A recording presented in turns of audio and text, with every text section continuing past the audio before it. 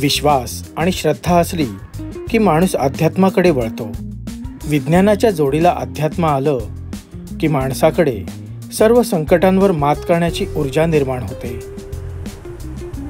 श्री स्वामी समर्थ दादा. श्री स्वामी समर्थ. श्रीपादराजम शरणं प्रपद्ये. तुम्हाला स्वामींची आलेली अनुभूती तुम्ही आम्हाला सांगाल का?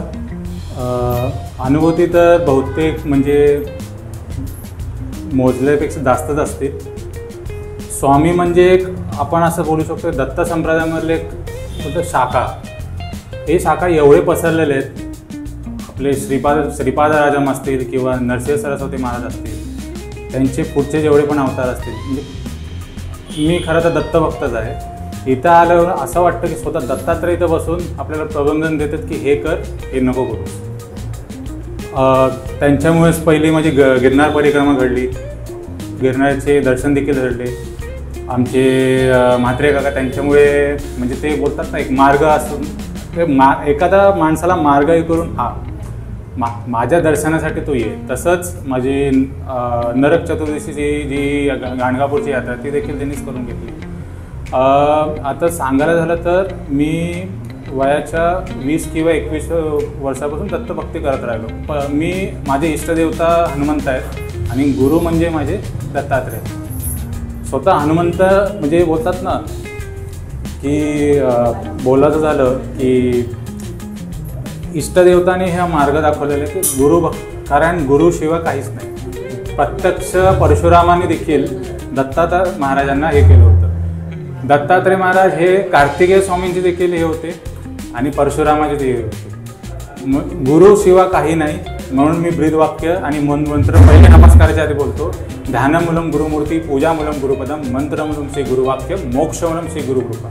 म्हणजे ध्यानमूलम श्री गुरुमूर्ती म्हणजे ध्यान करताना ही मूर्तीच आहे. मोक्षमूलम श्री गुरुकृपा, गुरुकृपाशिवाय मोक्ष हे नाही आहे. आणि हेच सुरुवात आहे, हेच अंत आहेत. मी ह्यांच्याच पुरतीच हे करतो. सुरुवात पण आणि चांगलं घडलं तर ह्यांची कृपा आहे, वाईट घडलं तर हे आपल्याला काहीतरी हे सांगत ह्याच्या या मार्गे जाऊन हेच. तुम्ही एवढ्या लहानपणापासून स्वामी भक्ती करायला लागलात, म्हणजे तुम्हाला कसं म्हणजे जाणवलं की आपण स्वामी भक्ती करूया, आपण देवाच्या काही नतमस्तक होऊया?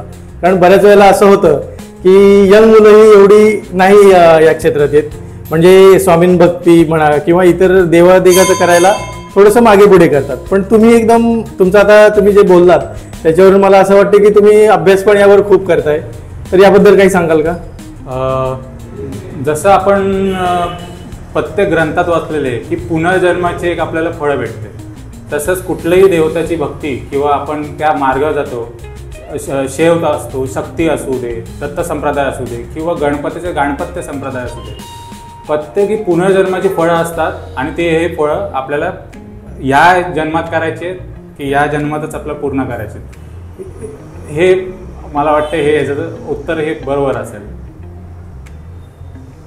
स्वामींबद्दल अजून काही तुम्हाला बोलायचं आहे का? स्वामींबद्दल आता काही आता बोललं तरी कमीच. आणि बोलतात ना जसं मध्य प्रदेशमध्ये भीमकुंड आहे, त्याची बोलतात ना पातळी सापडली ना त्याची काय, तसं जी एक गुरुभक्ती आहे ना, ह्याची पातळी आहे ना ह्याचा आकाश हे आहे. जेवढी केली तेवढी कमी, एवढं आयुष्य केलं तरी कमी. श्री स्वामी समर्थ. श्री स्वामी समर्थ. खूप छान माहिती दिली तुम्ही, धन्यवाद. आपल्याला हा व्लॉग आवडला असेल तर कमेंट करून सांगा आणि आपले हे अनुभव आमच्याबरोबर शेअर करायचे असतील तर आमचं रूपरेषा हे YouTube channel like, share, subscribe करा. श्री स्वामी समर्थ.